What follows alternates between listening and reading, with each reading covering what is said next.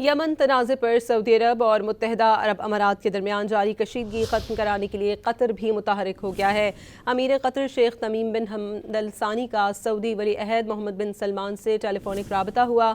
رہنماؤں نے باہمی دلچسپی کے امور پر تبادلہ خیال کیا ہے۔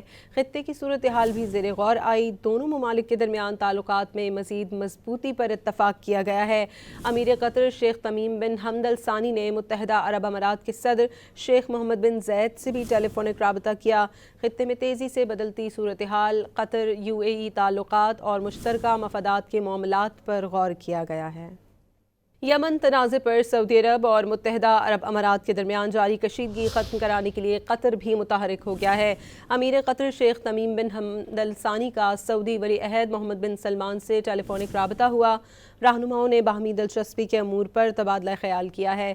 خطے کی صورتحال بھی زیر غور آئی۔ دونوں ممالک کے درمیان تعلقات میں مزید مضبوطی پر اتفاق کیا گیا ہے۔ امیر قطر شیخ تمیم بن حمد الثانی نے متحدہ عرب امارات کے صدر شیخ محمد بن زید سے بھی ٹیلی فونک رابطہ کیا۔ خطے میں تیزی سے بدلتی صورتحال، قطر UAE تعلقات اور مشترکہ مفادات کے معاملات پر غور کیا گیا ہے۔